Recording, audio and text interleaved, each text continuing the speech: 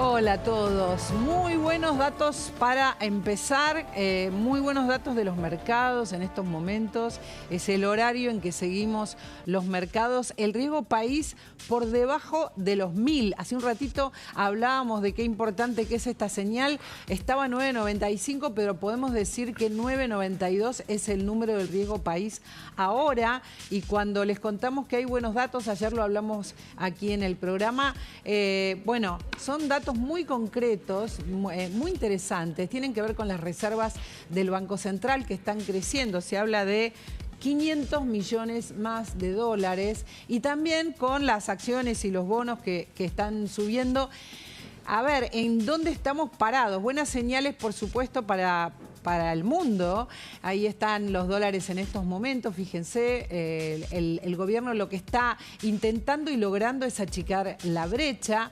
Hay una calificadora que está diciendo, bueno, es una gran oportunidad para empezar a terminar con el cepo. Todo esto está pasando en estos momentos, son muy buenos los datos y por eso está uno de los que más nos enseña economía y que más nos sabe interpretar lo que está pasando, que es Artana. Tengo la suerte de... Ahí te estoy viendo, qué alegría. ¿Cómo estás? ¿Cómo estás, Daniel? Día, buenas tardes.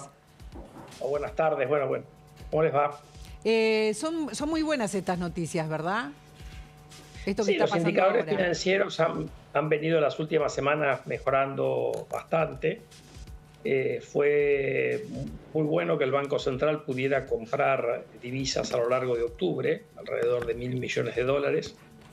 También la expectativa de que estos financiamientos con garantía, lo que se llaman repos, sí, finalmente se concretarían, con lo cual el gobierno podría asegurar el cumplimiento de los pagos de deuda del año que viene, sin que había alguna duda al respecto, más allá de que por ahí era un poco exagerada esa duda. Sí. Y después hemos tenido también, yo diría, bueno, el blanqueo que ha sido muy exitoso y eso está detrás también de esta compra de reservas del Banco Central. Y diría también datos de actividad que siguen mostrando alguna recuperación después de una caída muy fuerte de la actividad que había empezado con el gobierno anterior. Ha habido una recuperación. El último dato del PBI que mide el gobierno, sacando los factores estacionales, pone el nivel del PBI de agosto prácticamente al mismo nivel que estaba en diciembre.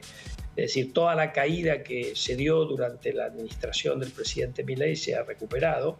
Es cierto, ayudado por la normalización de la cosecha, pero también hay indicadores positivos en materia de industria y de otros sectores. Así que, a ver, siguen estando mal, pero menos mal que antes, para ponerlo más preciso. Menos mal. Y este menos mal implica, por ejemplo, cuando compra dólares el gobierno también es una buena señal. ¿Qué cantidad de dólares hay en estos momentos en el Banco Central? Es muy difícil decirlo, ¿no? Porque algunos dicen todavía es negativo el número, otros dicen no, ya es positivo.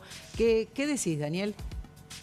Bueno, primero hay que estamos hablando por ahí de distintas cosas. Sí. El Banco Central tiene como 30 y pico mil millones de dólares, pero debe un montón de dólares. Cuando uno habla de reservas netas, es la diferencia entre lo que tiene y lo que debe. Y ese número sigue siendo negativo. Sigue siendo negativo. Ahora, que las reservas totales, las brutas, como se llaman, los activos en dólares del Banco Central, estén mejorando, y eso el blanqueo va a ayudar incluso que mejoren todavía más, porque en la medida que los fondos blanqueados se queden en depósitos en el sistema financiero, los bancos tienen que colocar 60% de esos depósitos en el Banco Central como encajes, y eso todavía no se ha manifestado en las reservas brutas. Y bueno, da una posibilidad de, eventualmente en una emergencia, de si uno tiene que usar alguna parte de esos dólares, poder usarlos. Así que claro. Esto ha dado cierta tranquilidad. Tampoco el tema detrás del de este blanqueo, rally que ha habido en los bonos, sí, en particular. El tema del blanqueo, los dólares que están entrando, entran por el blanqueo y vos dijiste en un momento también por el campo, ¿verdad? En estos momentos. Bueno, ha habido, no dije, pero hay algo de liquidación del campo que bueno, sí, en realidad el campo ahora hace tiempo que liquida todos los meses. Primero porque pueden estoquear el grano en los silobolsas y segundo porque parte de lo que el campo produce se vende como derivados, como aceites, como harinas, y eso se vende todo el año, digamos. Así que hay alguna estacionalidad en los momentos abril, mayo, junio, pero en general el campo vende todo el año. Así que, y lo que hay también es una perspectiva mejor en materia energética, que lo que uno tiene es un superávit. Ahí este año va a andar por alrededor de 5.000 millones de dólares, cuando era habitualmente deficitaria la Argentina en la época del kirchnerismo.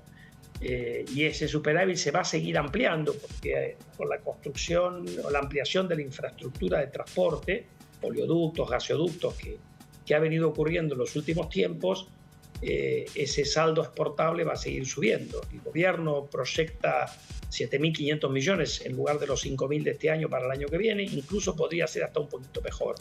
O sea, en realidad lo que uno tiene es una dinámica de sectores que han empezado a reaccionar y Argentina está empezando a explotar ese enorme potencial que tenemos en el gas no convencional. Este número que a nosotros no nos gusta nada, cuando crece el riesgo país, y nos alegra cuando baja, este 9,92, ¿se mira afuera del país? ¿Es importante? ¿Cuál es la importancia que tiene? Bueno, yo creo que en realidad que refleja el riesgo país, que todavía sigue siendo muy alto, es que el rendimiento de los bonos argentinos es muy superior al de los bonos del Tesoro americano y también muy superior al de los bonos de Chile, de Uruguay, de Perú, de Brasil, de Colombia, de buena parte de los países de la región. Entonces, si uno cree como inversor que el programa económico en curso va a ser exitoso, más allá de que pueda tener algunas idas y vueltas, evidentemente hay una oportunidad de compra, y eso es lo que ha pasado cuando vos mencionabas recién informes de bancos de inversión. Sí. Cada vez hay más recomendaciones a favor de que aumenten la exposición en activos argentinos. Esto se ha dado claramente en las acciones, que han reaccionado mucho más que los bonos, porque puede haber alguna duda respecto de la capacidad del gobierno de servir su deuda, pero no hay duda respecto del potencial de las empresas del sector energético, por ejemplo, y también le ha permitido a las empresas, las grandes empresas que se pueden financiar con préstamos en dólares, obtener préstamos a tasas de interés muy bajas, incluso fuera del sector energético. Hemos tenido empresas de servicio público colocando bonos a menos del 10% anual en dólares, cuando hace unos meses atrás eso no era posible. Así que hay, yo diría, una mini euforia respecto de una situación que era muy delicada en términos de los indicadores financieros. Ahora me meto en el tema financiero, porque viste que hay gente que dice, pero está interviniendo el gobierno en relación a los dólares para mantener el dólar a esta cifra, los dólares, el dólar libre o el contado con liqui. Interviene el gobierno, no es que está tan suelto el dólar, ¿verdad? Bueno, ahí hay dos cuestiones que operan. Una, que sabemos que los exportadores, y obviamente ejercen ese derecho, pueden vender 20% de lo que exportan al dólar contado con liquidación. Eso es una oferta de alrededor de 1.500 millones de dólares por mes, que en lugar de terminar en el Banco Central, termina ayudando a reducir la brecha. Y la otra es el anuncio en su momento del gobierno de que iba a esterilizar los pesos que emitía por la compra de dólares, vendiendo parte de esos dólares en los mercados alternativos. Sí. Esto no lo vienen cumpliendo a rajatabla, pero han venido vendiendo desde que hicieron ese anuncio, así que tenés un segundo factor que ayuda a comprimir la brecha cambiaria. Te hago preguntas que se hacen, digamos, en mesas de café, gente que no es economista. ¿El dólar está trazado? ¿Debiera tener un valor de 1.300 pesos, como dicen en algunos lugares? Bueno, yo diría que en realidad el que te ha dicho que el dólar está trazado es el Fondo Monetario.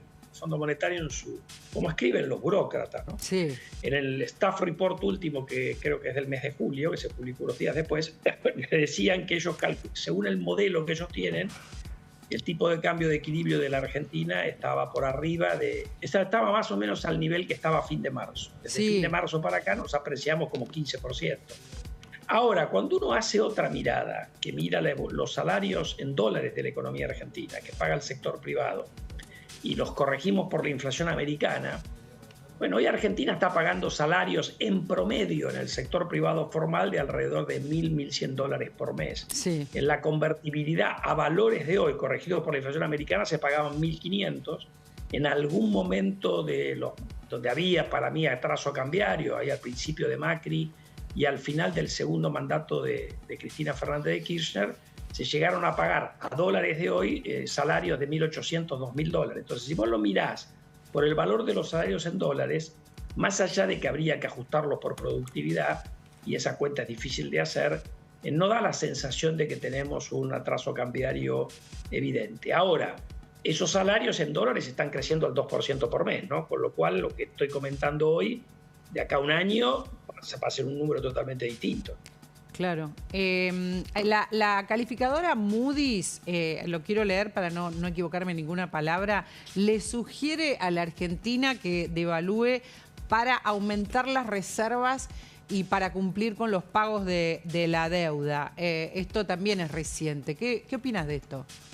Bueno, lo que pasa es que ahí está en línea con lo que hablábamos antes del Fondo Monetario. Si vos mirás, y lo que vos me decías de las reservas, cuando uno tiene reservas negativas, se supone que tiene que acumular reservas. Sí. Entonces alguien te podría decir, mirando eso, el tipo de cambio no está donde debería estar, porque el Banco Central no está reduciendo esas reservas netas negativas y debería tener reservas netas positivas. Ahora, acá hay una cuestión de tiempo, ¿no?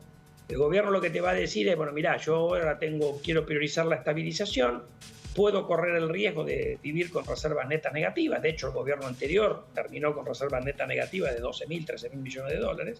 O sea, no es que el mundo se acaba porque uno tiene reservas negativas. Eso lo iremos normalizando después que bajemos la tasa de inflación. Correcto. Estoy tratando de simplificar lo que sería una interpretación posible de la visión del gobierno. Y hay otros que te dicen, no, resolve eso antes, te va a dar más fortaleza. Hay otros que te dicen también, levanta el cepo, no tenés reserva.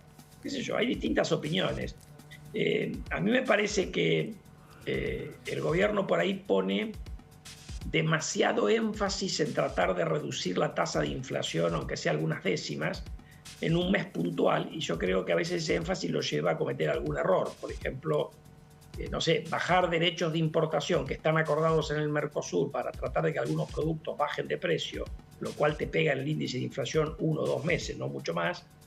A mí no me parece una buena idea, y lo han hecho. Pero bueno, es parte de las decisiones que tiene que tomar el gobierno, y en algunas acertará, en otras se equivocará. Está bien lo que está diciendo porque, digamos, el gobierno hace hincapié extremo en bajar la inflación, es lo que está diciendo, y puede cometer... Bueno, porque también se mete la cuestión electoral, o sea, en esto hay una elección el año que viene y no es lo mismo que se vote con 4% de inflación por mes que se vote con 2, exactamente, o con 1. Exactamente. Todos sabemos eso. En realidad, cuando uno mira la historia de cuando los gobiernos que han logrado bajar la inflación drásticamente tuvieron resultados electorales, un premio electoral muy importante. Le pasó a Menem con la convertibilidad, le pasó a Alfonsín con el Plan Austral. Sí. Después, cómo terminaron es otra historia, pero inmediatamente después de la estabilización tuvieron un resultado electoral muy favorable para... Tiene un valor importante. A ver, la política también juega, ¿no? Más allá de que tenemos un presidente que no es un político tradicional. Tiene un valor muy, muy importante, pero vos lo que decís es como el hincapié está puesto en esto, que es tan importante para la gente, claramente, porque valora y premia con el voto la estabilidad. En algún momento se hace algún desajuste que no sería recomendable en otra situación. Pero está claro que el foco es bajarlo el número de la inflación, es el foco principal. Por eso, pero el foco, está bien que tengan ese objetivo.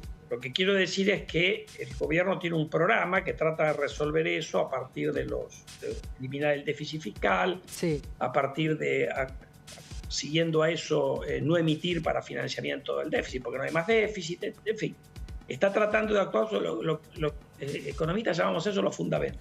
Ahora, si estás yendo por ahí y eso te está dando resultados, ¿para qué querés acelerar un poco la baja? Si la inflación va a seguir bajando.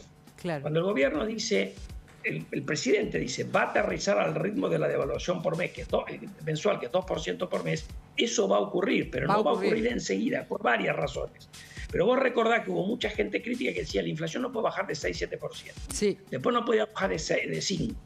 Después no podían perforar el 4%. Y todos esos pronósticos agoreros no se dieron. Bueno, si pero ahí... vos haces las cosas bien, la inflación baja. Ahí, Daniel, Porque por ahí no baja la velocidad que algunos asesores políticos del presidente por ahí quieren. Claro, no hay una cuestión política ahí detrás, digo, porque justamente la baja de la imagen de Milei del mes anterior se daba después de una secuencia de meses de 4%, donde no podían perforar ese 4%. El mes pasado bajó a 3,5% y ya las primeras encuestas empiezan a dar que volvió a levantar la imagen del gobierno. Pero puede ser. Yo digo, obviamente, que la política hay que tenerla en cuenta. Lo que yo te estoy haciendo es un análisis como economista. Claro. Yo tampoco veo tanto problema en que la imagen del presidente vaya un mes para abajo. Si la inflación baja después, la imagen va a recuperar. Claro. Entonces, ahora... Pero es cierto que estamos hablando de que sucedieron otras cuestiones políticas, ¿no?